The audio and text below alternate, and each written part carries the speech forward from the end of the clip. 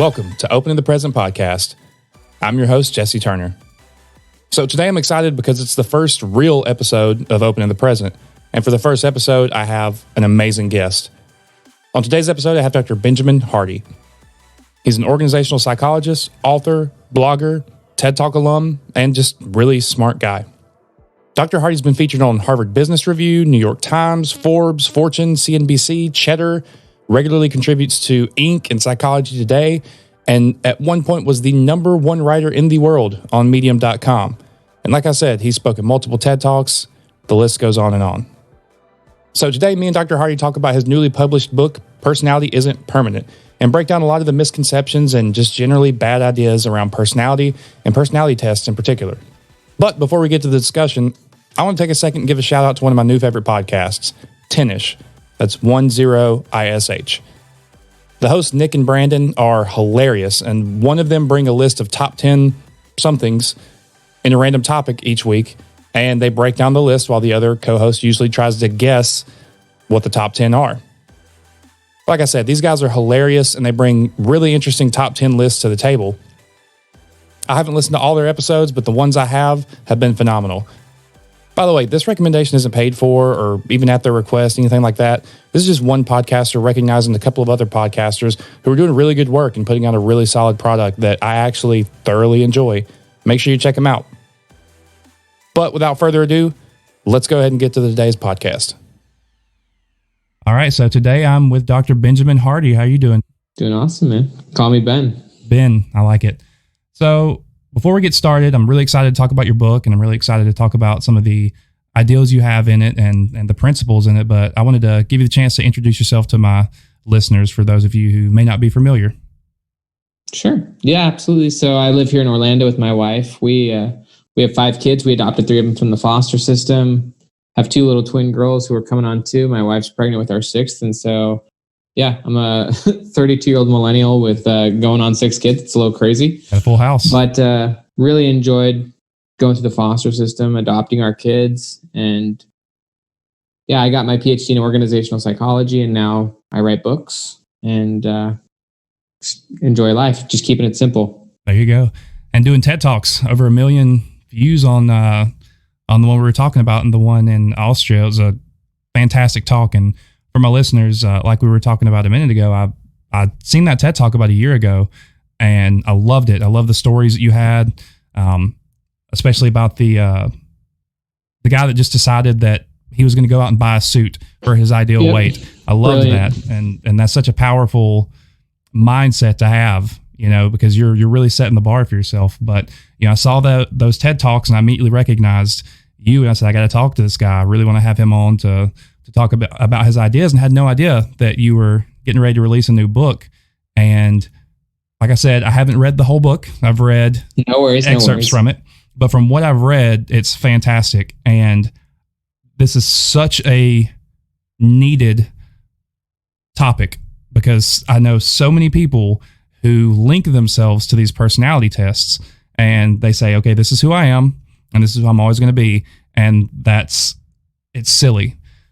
So it's very silly. So I want to talk about that a little bit, but I did want to say too, I saw that on both your books, actually, your book Willpower as well. Both of them have been reviewed by Ryan Holiday, and I think that's awesome. The Daily Stoic sits on my end table by my bed, and I read it every day. I've gotten really big into Stoicism lately, so I know your stuff is good, but I like Ryan. Yeah, I consider Ryan a friend, and he's been a friend, a mentor, just someone who I bang back ideas on, and he's a cool guy. Yeah, he's a smart dude for sure, and he knows his philosophy. But let's talk about personality tests. So first and foremost, why are people so attached to personality tests? Because people want to know who they are, and I think it gives them, they think that it will give them some insight, some aha moment where they can now finally understand why they are the way they are. And that's what really people are looking for. They're trying to discover themselves. They're trying to understand what makes them tick, or they're trying to understand why they always fall on their face. They're just wanting some test to give them all those answers. Right. And so that's kind of what I think they're looking for. it's also kind of a form of culture. Like people like to get their score, and now they can tell people who they are, and they can give their label and stuff like that. So it's a part of it's for social reasons as well, trying to be able to connect with other people and trying to have other people understand who they are. And so I think that the intentions are good, but it ends up really creating a fixed mindset for people where they think that the label is an accurate description of them, right? And that it's always true. And that's not the case. It also then just creates an identity where you think that who you are is who you're always going to be, which is also not true. Right. Your future self will be different than who you are today, and you're not the same person you were 5 years ago. And so these tests make you think that you're more rigid and static or unchangeable than you really are. Right. And unfortunately, right now, we live in a very label-driven society, I feel, a very polarized society in a lot of ways. And my personal opinion is I believe, politics has just kind of ingratiated itself into our culture and created a lot of poles. And I feel like that's kind of the same lane that personality tests are, is, what pole do you fit in? And, I could give several anecdotes about personality tests and how I've personally seen them harmful. And in fact, so there's a school that I had to go to that in there, they talk about leadership, right? And, your leadership styles and things like that. And so are you familiar with the 4 lenses personality test? Never heard of it. Yeah, it's based on colors, and is it color? Is it the color code? It probably the same thing. Or is it called the 4 lenses? Yeah, they call it the 4 lenses. It's probably the same thing. It's probably some proprietary name. It might not be, man. There's literally thousands of these tests. I know, it's insane.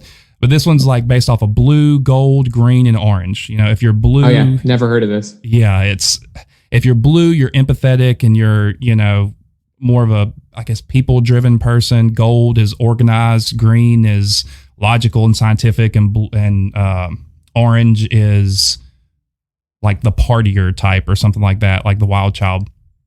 And so I took this test, and I've always been an extrovert, and I've always been very much a people person, but I've always kind of been the fixer as well. So I knew I was going to be blue, and I figured I was probably going to be blue and orange. That was going to be what was going to come out. And they give you like a percentage of each, right? And so my blue was the highest, very high. And I figured that. But then the next one was gold, which was like organized. I'm like, okay, well, I'm kind of organized. I like things in order, and I like things, like that. But it offended me that the orange was like almost nil. I'm like, whoa, are you saying I'm boring? Like I'm not the outgoing guy. Like I got offended by this and almost pissed at this test. And so it affected me for like a week. I went home and I'm like, do people not think I'm fun? Do people not, what's going on here? And so, taking other tests and doing like the Myers-Briggs, I'm an ENFJ, I think is the latest flavor. But, taking these different tests and you get such varied results. And I was like, why do I get such different results? And it kind of creates like a rubber band effect. Who am I? What box do I fit in? So why are these personality tests so harmful and damaging to people potentially? They're very damaging because they give you a label that you think is actually you, which is not true. Yeah. You're a lot more dynamic and fluid than just a single score. I would never actually call anyone an introvert or an extrovert, but you probably are more one way or another. Mm-hmm. And also you're more one, but you're also both. And in different situations, you're going to be different. And also at different episodes in your life, you may have goals. For example, 3 years ago, if you would have given me a test, I prefer the Big Five. If you're going to take have you heard of the Big Five? Absolutely. Yeah, I prefer you take that because it doesn't actually give you a label. It just shows where your percentile rank is compared to the general population. Right. And most people are pretty close to the mean, which is because most people are more similar to other people than they think they are, even though we are all unique. But, a lot of it's goal driven as well. Like if you would have given me a personality test 2 or 3 years ago, I would have been way more extroverted than I am now because I was focused on networking and I was really trying to push my career forward in that way. Whereas right now, I'm actually really trying to simplify. Maybe COVID has a lot to do with that. Who knows? But like I would be a little bit more introverted than I was 3 years ago, if you know. And so one of the core points here is, and they've done a lot of what's called longitudinal research, where they'll study the same group of people for like not just one time, but they'll study that same group of people for like decades. Right. And when you actually follow someone around and you're measuring them for decades, you see lots of change. And people do change and you do change. And so I think the problem with these tests is they do give you a label, which you then think is true. And that label becomes a part of your identity. And your identity is really your identity is more important than your personality. Right. Your identity is how you see and describe yourself. And so if I say I'm an ENTJ, or if I say I'm an introvert or an extrovert, that identity will probably drive my behavior, because your story and your identity shaped how you act, and it shapes what you pursue and what you think you can do. And so your identity creates your behavior, creates your personality over time. Right.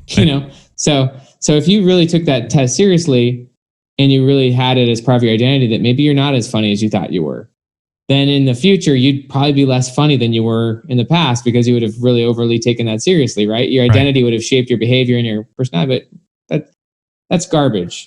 Basically the main point is that don't worry about who you are today, because who you are today is very temporary, and in the future you will be different. So you might as well start just deciding who you want to be. Absolutely. And you're talking about COVID, that's for sure. Because I've always been more extroverted. I've always needed that outside stimulation. I needed to be around friends. I needed to, but since COVID's happened, I find myself uncomfortable around people now, And so I am a walking proof that, your personality is fluid.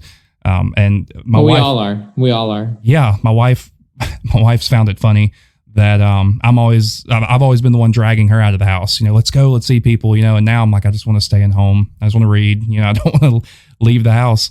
Context really matters, and right now we're in a big different context, a different situation. When you change the situation, like I had a conversation with someone recently, and he was a guy who owned yoga shops, like yoga studios. Right.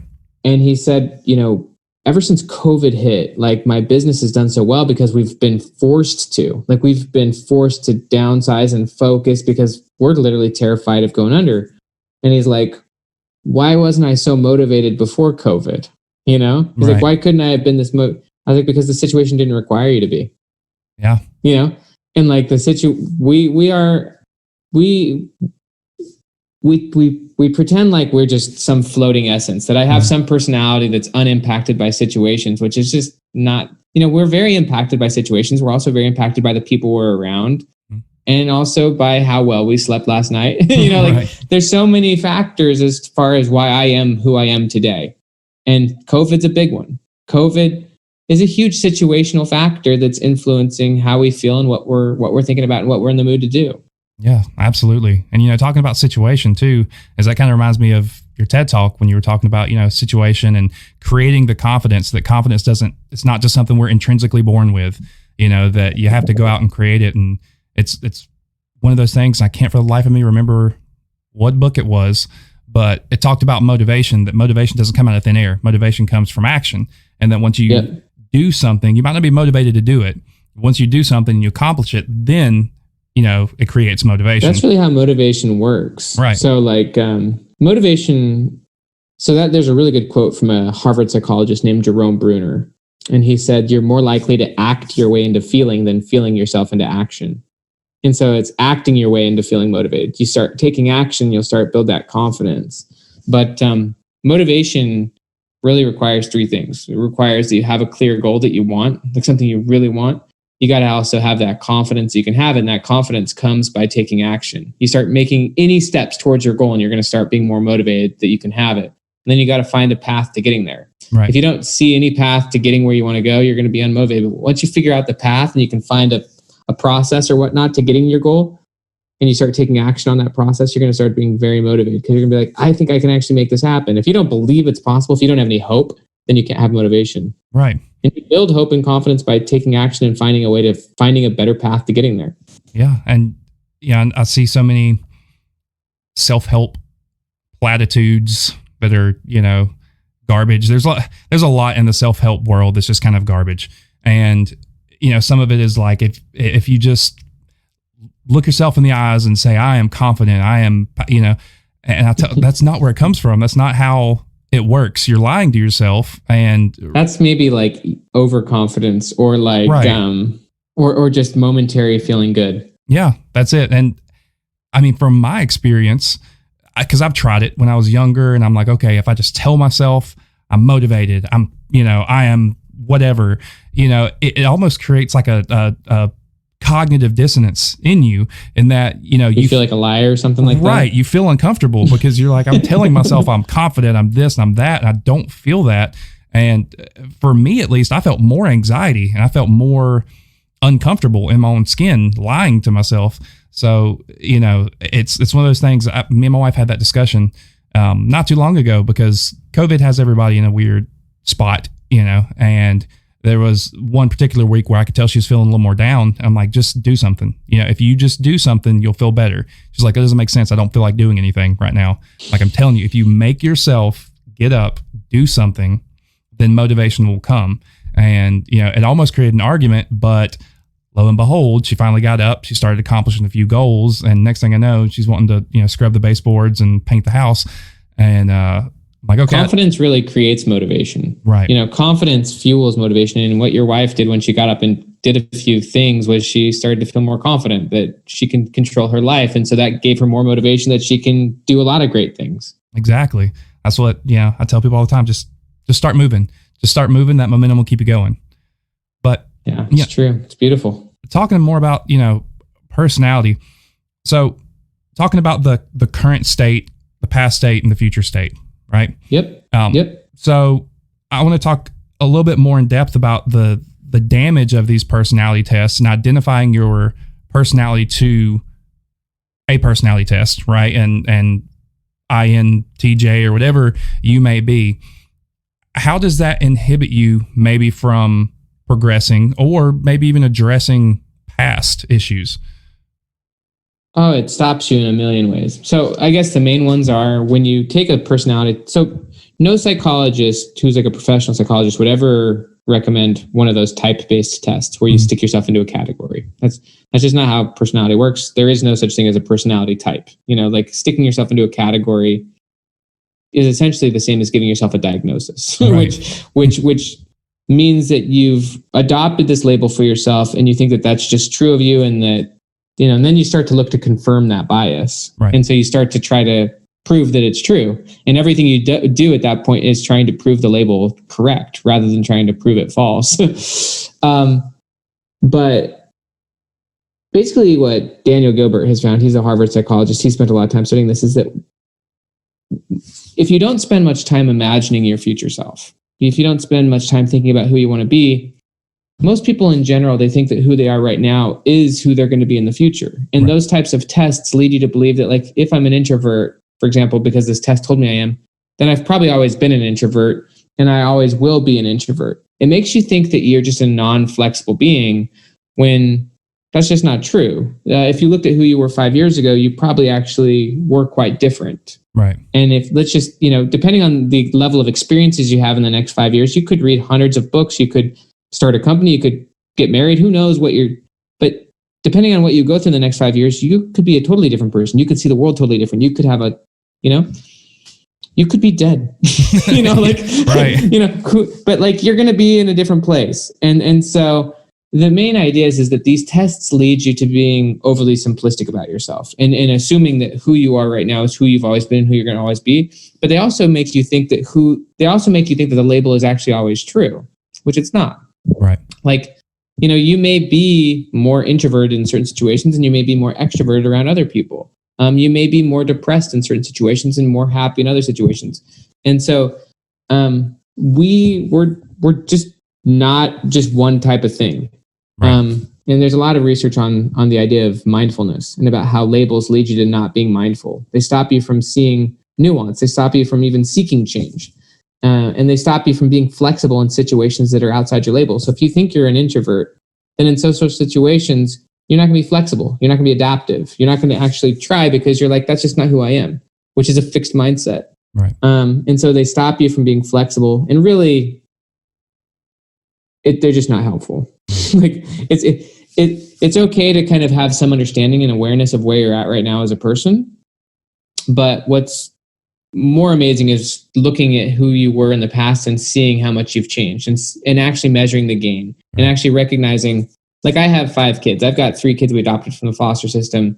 And it's really good for me and also for them to actually take time to notice how much distance they've covered in the last 3 or 4 years since we've had them. Right.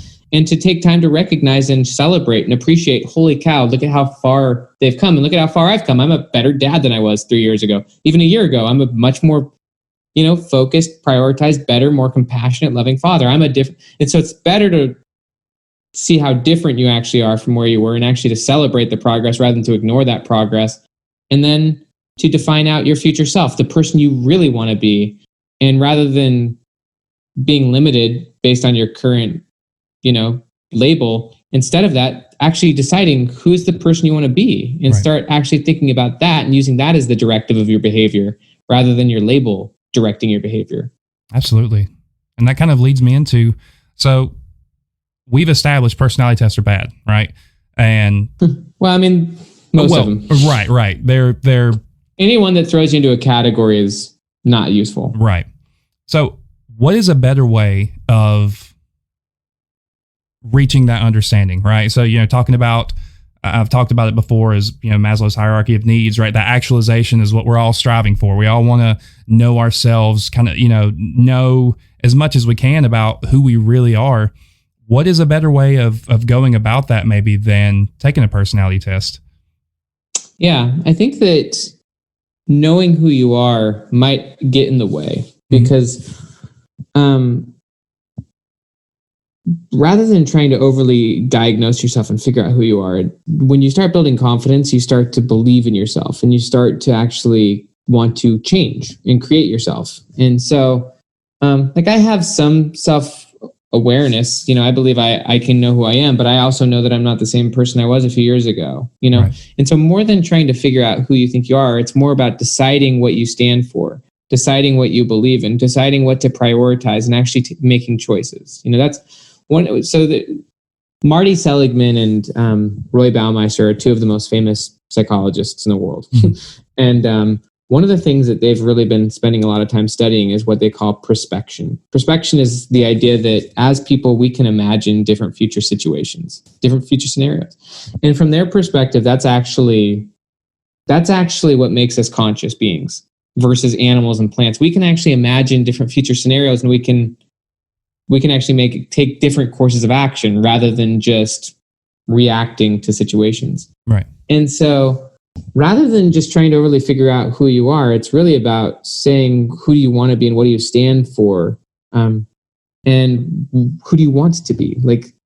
And so that's really the thing that matters most, is deciding who you want to be, making decisions, and being aligned with those decisions, and educating yourself more. Like right now, my decisions are based on my current knowledge, mm-hmm. And my current confidence. I might not make choices because I just don't simply believe I could do it, Right. And a lot of people, they won't enter in relationships or go do difficult things because they just don't believe they can. But a lot of people also won't do things because they don't know they exist. Like when we got, you don't know what you don't know, right? And so you're not going to actually go out and seek things that you don't know are there. When we got our 3 foster kids, they came from the middle of nowhere, South Carolina, where I was going to college, and they'd never even been out of the county. You know what I mean? They were from the middle of nowhere. And so a big part of it's exposing yourself to new things, learning, rather than just assuming that it's all inside of you, mm-hmm. and that you have all the answers. If you learn new things, have new experiences, and actually go out and experience new things, then you'll have new capacity. You'll have new ability. And so it's not just about finding the crux of who you are. It's about growing as a person and ultimately choosing who you want to be and making better and better decisions. That makes sense. And I think that's wrapping my head around all of that. I guess that makes sense on why so many people are stagnant in their situations, is that conscious effort of understanding who they are rather than who they want to be.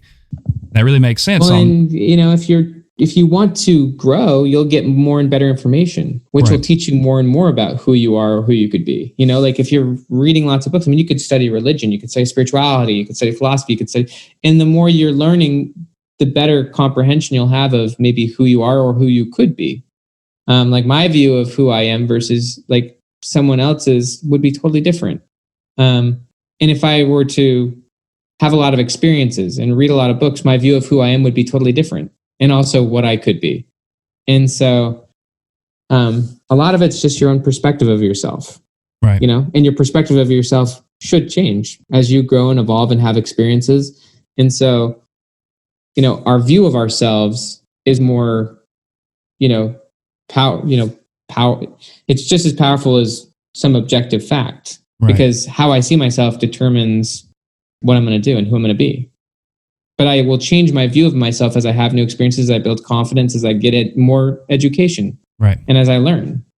And so you have to just keep seeking learning and seeking experiences that will stretch you and expand you. I mean, that's actually exactly what Maslow said. He said that the only way to become self-actualized is to have peak experiences. And those are often difficult, painful, stretching experiences where you do some, there are also the beautiful moments, for example, having kids and stuff like that and watching yourself do something. But there are also those moments where you fall flat on your face and you then say, I'm going to do something different. Maybe I've been going about this wrong. I mean, peak experiences are just those moments where you have an aha, where you're like, I'm going to really learn from this and my future's going to be better because of this. Right. And talking about peak experiences, you talked about that in that TED Talk as well. I guess for my listeners who maybe aren't familiar with exactly what you mean by peak experience, I know you talked about a little bit of those aha moments, but your study on entrepreneurs versus wannabe entrepreneurs, I thought was really interesting on those peak experiences, right? That all-in moment. For my listeners, could you tell me just a little bit about that and what that means? Totally. Yeah. So peak experience is slightly different than what I would call a point of no return. In that talk, I was talking about point of no return, which is a big peak experience. Yeah. So I'll kind of clarify both. So when I was doing my PhD, I studied entrepreneurs versus wannabe entrepreneurs. And one of the questions I asked both groups was, have you ever had a point of no return experience? And almost none of the wannabes had ever had that experience. They all were like, no, never had a point of no return. Some of them were like, I hope to have one. And like, once I get to this point, that will be my point of no return. But yet at this point, no, I'm not quite there yet. Whereas the entrepreneurs were like, yeah, I've had point of no return experiences. And also I've had multiple, and so I kind of wanted to know what the heck that was, and some of them were crazy situations where like a guy's brother killed himself. And so as a result, he was like, holy cow, life's short. I need to go live my dreams, But for most of them, it was a proactive decision. It was like investing in their business, putting themselves in a position of risk a little bit. Like one of the kids I interviewed, he was 19 years old and his point of no return was when him and his friend dropped 10 grand, like their savings on a huge supply of shoes. And so like once the shoes showed up and they were like they'd dropped $10,000 and there was literally a mountain of shoes at their house, that was his point of no return. He's like, holy cow, I can't go back. And then from that new context, his role changed. He now became a leader. And he's like, I got to figure out how to sell these shoes. I'm now running a company. I got to go do this. And so he put himself in a situation where not only where he felt like he had to go forward, but he actually changed his role. He changed his identity where he was like, I'm now running a company. I did this. I'm doing this. And that identity shift is the point of no return, but that's also similar to peak experiences. Peak experiences don't have to be that big. A peak experience could be even just having a good conversation or a good moment of reflection where you have, where you come to a new resolution. But usually peak experiences aren't going to just randomly happen. I think most people are waiting for them. You actually have to proactively be seeking them. You can actually create a peak experience today where you intentionally you kind of have to have a future self. You have to have a goal or some future experience or thing that you're trying to create. You need to be intentional and often courageous, but it's you trying something meaningfully and either failing or having an experience where you learned. And as a result, you now see things a little bit differently.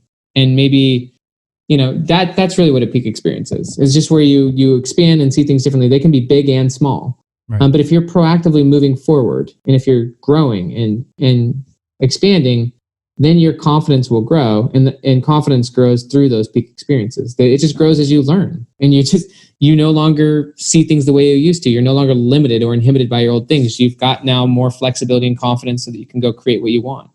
Makes sense. And that's really what self-actualization is. Yeah. Is that you're confident and flexible enough to envision goals and go create them. Right. So some practical advice for my listeners. All right. For those out there who are listening and say, okay, I don't know where to go from here. Right. So I'm here. I know where I'm at. How do I first create my goal? How do I create my vision? I think that most people can somewhat envision what they want, but how they can create more of a practical, reachable goal, and what steps do I take to begin? I would actually, interestingly, so I'm a big believer that the future is what drives everything we're doing. Mm-hmm. But your view of your own future is often inhibited by your view of your past. And so one thing I would do for listeners is actually start by taking more responsibility for how you explain your past. So thinking about the events of your past that you maybe believe have limited you or stunted you or stopped you, or, traumas of big or small nature. Mm-hmm. Even being told you're not good at baseball could be a trauma if you believed it, right? And so choosing to view the past, that everything that has happened to you up to this point has been for you, not to you. It's all happened for you. It's all been a benefit. And if you can learn from it, your future is going to be a lot better because of it. If you're still the victim to the past, if the past is still something that has limited you rather than benefited you, then you haven't learned from it. But any negative experience, even the worst ones, if you can choose to be grateful for those, and that takes work. You might need a journal and actually think about, what are the actual benefits from this? Or if I actually were to see this from a different perspective, a more positive perspective, how has this helped me? Or how could this help me? How could I be better because this happened? Right. And then ultimately, and you might have to have some hard conversations to get to that point. I'll give an example. My dad was a drug addict when I was a kid. He's no longer that anymore. But I had to actually have a lot of conversations with a lot of people, and also with my dad, to get to the point where I was like, you know what? First off, I have complete compassion and understanding for him because I can now know where he's coming from. But second, had I not gone through that, I wouldn't have chosen a lot of the things I've chosen, which have helped me in my life. And so because of that hard experience, my life has turned out a lot better than it would have had I not gone through that. Right. So ultimately you get to choose, and you got to own your past, and your past should be something that you should be grateful for, and something that's helping and supporting you versus something that's limiting you. If it's still limiting you, then your future is also limited. If it's something that's helping you and that you can use, then your future is getting bigger because you're learning from your past. Next thing is, and also just telling people your new story. So telling people, look, this is how I used to feel about this, but I'm not the same guy I used to be. And now I have a better understanding, and I'm actually choosing to be really grateful for that. And telling people about your new way of looking at the past. Right. Because our lives are not based on what happened to us, but the meaning we give to the things that happen to us. And this is about choosing new and better meanings. As far as going forth with the future, you actually have to take the time to imagine your future self. Who is that person 1 year from now, 3 years from now, 5 years from now? Give yourself a time that makes sense, that is a timeline that is exciting, but, that's relevant to you and your goals, and your future self. Who do you really want to be? Take the time to think about that. What are they like in their relationships? What are they like with their money, with their time? What are they focused on? How do they think? A lot of it you can't currently predict, but a lot of it you can design so that then you can start moving in that direction. Once you've actually taken the time to imagine your future self, let's just say 3 years from now, really think about what is that person like? You actually want to view your future self as a different person. They're not the same person as you. They're going to actually have different priorities. They're going to have different knowledge. They're going to have different goals. They're going to have a different situation. they're going to not be interested in a lot of the things you're currently interested in, or focused on a lot of the things you're not currently focused on. And so you want to think of them as a different person, and you want to start to think, who is that person, and what are they up to, and what are they focused on? And then that then becomes the basis for your new identity.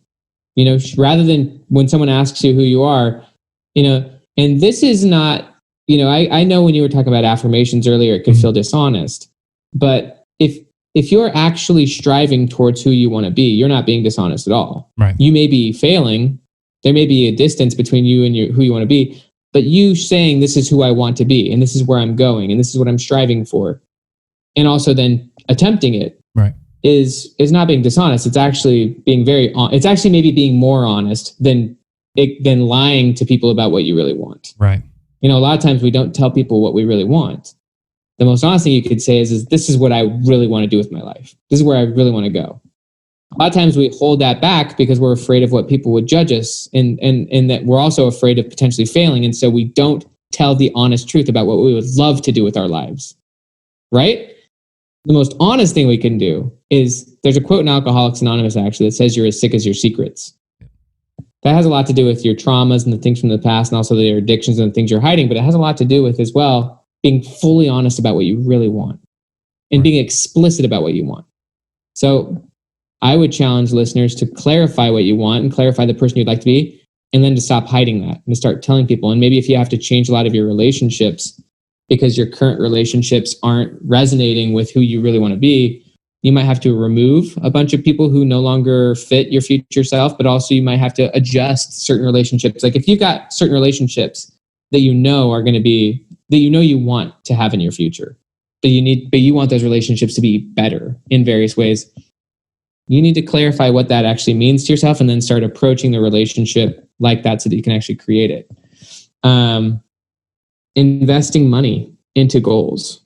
You kind of need a goal, because your goal, so future self isn't really a goal. That's more of an idea. It's a projected future. You need to turn that into a tangible goal, an actual measurable result that you can get. So I'll give an example. When I was in my first year of my PhD program, this was back in 2015, I really wanted to be a professional writer. I wanted to write books like these, but I hadn't ever done that before. These are with major New York publishers, Penguin Random House. I had never even written a blog post. And so in order to actually create a future self, you actually have to turn that into a measurable result, an outcome. And for me, that was getting a 6-figure book deal. In order to actually have motivation, you actually have to have a goal, and then you have to create a pathway to getting to that goal, and then building the confidence that you can actually do that path. And so for me, once I decided I wanted to be a professional writer, I had to clarify a result. And for me, after talking to lots of people, authors, agents, and other people, I kind of came to the conclusion, I want to have a 6-figure book deal with one of the major publishers, because then I'll be able to support my family. I'll be writing major books. And so you have to clarify a result, because if you don't have a result that you're seeking, then your brain's not going to be actively helping you find a path. And if you don't have a path to getting somewhere, you're not going to be motivated. And so you need to have a goal so that you can create a process. And it's up to you how fast you find that process. For me, it was I needed to find out, how the heck do I get a 6-figure book deal? So I started asking everyone. And eventually I came to the conclusion, I've got to start blogging and getting email subscribers, So then I had to find out, how do you do that? So you start to create your path. And a lot of times that means investing money in education and having conversations with people who are where you want to be. And then ultimately creating routines, morning and evening routines, so that you can start taking action towards your future self first thing in the morning before life gets busy. Yep. And journaling every day about your future self. There's so many things you can do. Removing the inputs and the negative forces in the environment that are going to crush your hope, and are going to confuse you. Listening to media that supports your future self, that helps you learn your goals, that gives you information and motivation to go forward. It's just changing your behavior, your environment, your routines. But you can do it. I'm promising you right now, if you're not actively seeking a future self, then your current life isn't going to be happy. Even if you're in a decent situation, even if you've been successful in the past, even if you're fairly in a great spot, if you're not actively chasing and expanding towards a bigger future, your present is going to lose purpose and meaning. And so you need to be stretching towards that. And that's what gives your life meaning, and that's what gives you something to work towards. I mean, right now I'm trying to, my goal is to sell millions of copies of this book. Yeah. That's my tangible outcome. Have I ever done that before? Nope. Do I even know what the heck I'm doing? Nope. That's what I'm figuring out. But my future self has already done that. And so I'm trying to figure out how to do it. I like that. And I like that you mentioned the changes. You know, I'm actually currently reading Make Your Bed by Admiral. It's a great book. Yeah, William McRaven. And I've put it off for so long, I don't know why I haven't read it up to this point. But, you know, it's things like that. You know, I decided to, in quarantine, you know, I could sleep in a little bit later than I normally did when I had to go to work and, you know, drive 30 minutes to work every day. But recently I decided, hey, I'm going to start getting up an hour earlier. You know, I'm going to start getting up earlier than I did when I actually went to work, just so I can get more productive in the day. I don't need to, you know, sleep later than I did. And just that hour that I have extra is so much more time I have to do just simple things, right? And that added motivation of, hey, I am able to get up earlier. You know, it sucks and I'm not happy about it when I wake up. You also love it. Exactly. But that you're really glad you do it. That confidence pushes me through the day. And, you know, talk about your past, you know, looking at your past in a different way. One of my favorite quotes from Mark Manson and, you know, The Subtle Art of, I won't finish the rest of the title, but yeah, when he flips the quote from Uncle Ben and Spider-Man, you know, with great power comes great responsibility. And so I'm going to flip it and say, with great responsibility comes great power. And the more in your life you're able to take responsibility for, the more power you have in your life. And so looking at your past, taking responsibility doesn't mean taking blame. There's a difference between blame and responsibility. Blame is take ownership. Exactly. Hey, this happened to me. It was not at all my fault, but I'm going to take responsibility by saying, how can I not let it happen again? Or how can I grow from it? And how can I learn from it and take the most out of it rather than keep blaming my future on that? Exactly. Or keep blaming my present on that. Because that's not taking responsibility. No. Taking responsibility means, yeah, that happened, but what are you going to do as a result? Right. That's owning victimship is what it is. Yep. And I think a lot of that mentality is kind of a lot of the paradigm we're in right now. But, you know, I know you've got to run, but before I let you go, what is some practical, pragmatic advice, how we can grow, how we can be better, and how we can be our best selves? Well, I do think that, you know, and I'm making an assumption here, but like be in a relationship, commit to someone, dedicate yourself to someone, and focus on improving that relationship. I mean, for me, I'm married with 5 kids going on 6, you know, and I find that I become I have a lot of reason to be productive. I have to. I'm literally providing for family. Like if I wasn't married with 5 kids, I might be living in my parents' basement playing World of Warcraft all day. You know what I mean? But I have to find ways to be motivated, to be productive, to make money, because I literally have all these people who. And so I like the quote from Will Durant that the ability of the average person could be doubled if their situation demanded it. You know, you need people that you're investing in, other people outside of yourself, people that rely on you, people that, you know. And so I think, you know, men in today's culture, and I can understand all of the impediments, are pushing off, in many ways, healthy relationships, pushing off commitments, pushing off goals, pushing off ambition. And for understandable reasons. I know that things have been tough. It's been hard. But getting married, committing to a future, that stuff helps. I mean, even Ryan Holiday, Mr. Stoicism, said that getting married is the ultimate life hack, you know, marrying someone who makes you get better.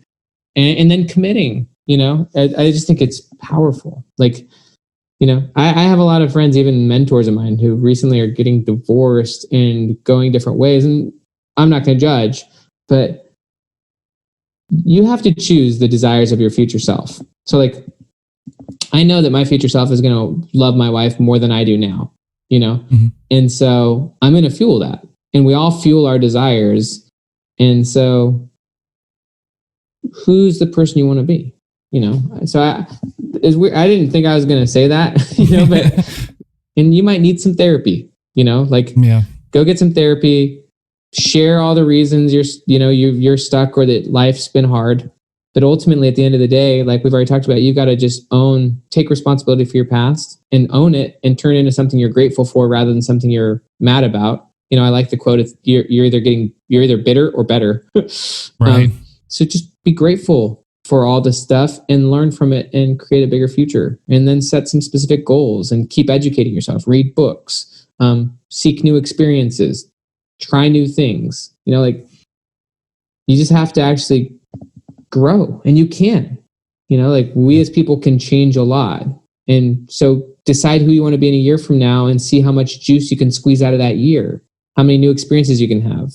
Maybe give some service, you know, I like the idea of like actually like being on like the addiction. I mean, not the addiction, but like the suicide hotline, like do some form of service where you're actually like helping other people. For me, I do community service and things like that, but I literally every day am like helping 5 kids, 3 of whom we adopted. So like, right. You know, like, but a lot of my energy is directed towards helping other people. Yeah. I've talked about that before. Is, you know, it's shown that true altruism not only is good for the soul, but it's actually good for the brain. You know, it's important. Yeah. Releases oxytocin in the brain. You know, I mean, there's a reason that doing things for others is so good for us, but no, it's great advice, and I really appreciate it. And like I said, I don't want to keep you too long. I know you have other obligations, but Dr. Hardy, I really appreciate you coming on and talking about it. Everyone go out, give a shout out to your book really quick, and where everybody can find you. Personality Isn't Permanent. Break free from self-limiting beliefs and rewrite your story. This book has about 150 journal prompts throughout it. If you're an audiobook person, you'd love the audiobook. I was not the person who did it. One of the best audiobook people in the world did it. Yeah, this book will literally teach you how to reframe your past. Our memories are fluid. You can change the meaning of former experiences. You can even remember former experiences. And so this book will show you how to essentially change your past in a more positive way, but also create your desired future self and unlock what I call the 4 levers of personality. One being trauma, just reframing trauma. The second one is your identity narrative, which is your story, actually designing that in a powerful way based on your future self. The third one's your subconscious, which is you transform it by having new experiences and engaging in new behaviors outside your comfort zone. Because your personality and your comfort zone are basically the same thing. So by doing new things, by doing what your future self would do, you just upgraded what's normal behavior for you, you know, and you want to upgrade normal behavior for you because your future self, what's normal to them is not what's normal to you. You know, if your future self makes millions of dollars, just as one example, then having millions of dollars is normal to them. You know, if your future self has an amazing relationship or if they're in amazing shape, then that's normal life to them. And so anytime you upgrade your behavior, you're resetting what's normal. Every time you have new experiences, that's peak moments. That's where you're, you know, creating a new norm. And then obviously designing your environment and creating an environment that helps you become the person you want to be and removing elements of your environment that don't. This book just teaches you all those things. And so I, you know, very much challenge you to go get that book, and you can get it anywhere. Personality Isn't Permanent. And then my website's benjaminhardy.com. If you throw in your email on benjaminhardy.com, I'll throw you a future self checklist with all of the just science on how to become your future self. Awesome. I'll put all those links in the description. And also Willpower Doesn't Work. Don't forget that one. Another one of your books. If you give me a quick 30-second rundown of Willpower Doesn't Work. Yeah, Willpower Doesn't Work is really about the idea that if you're trying to make change by willpower alone, you're going to fail. You know, if you're going to try to overcome an addiction through willpower, I mean, not very successful. You know, maybe right. 1 out of 1,000,000, but the environment is too powerful. And so this book just teaches you how you've got to change your environment if you really want to change your life. You know, like I have a younger brother who's in a treatment facility as we speak, and he's in a great new environment and he's getting the support he needs. Eventually, obviously, he's got to go back to, you know, work and things like that. But, you know, and this isn't to say that we have to go to treatment facilities, but it's just, you can't, if you're going to be around the same people and you keep having the same experiences and you keep listening to the same music or the same people, your input shapes your outlook, you know. And there's a really good quote from Marshall Goldsmith where he said, if we do not create and control our environment will create and control us. And so this book's about how if you really want to change your life, you got to change your environment. You got to change the people you're around. You got to change the type of information you're consuming. You got to put yourself in better places. And then change becomes really easy. When you're putting yourself in, not easy, but it becomes very doable. if you start putting yourself around people who are already being who you want to be, then you'll just adapt to that group. We all adapt to our circumstances. And so you might as well put yourself in circumstances you want to adapt to, circumstances that in a lot of ways force you to grow. And so that book just teaches you how to do that. I love it. Well, Dr. Hardy, thank you so much for coming on and telling us a little bit about your book and some of your ideals. It's great stuff, and more people need to hear it. More people need to absorb it and put it into practice. But I'm going to let you go. Like I said, thank you again for coming on and taking the time. Huge pleasure, Jesse. Great to be with you, man. You're amazing. Have a great day. Thanks for the opportunity.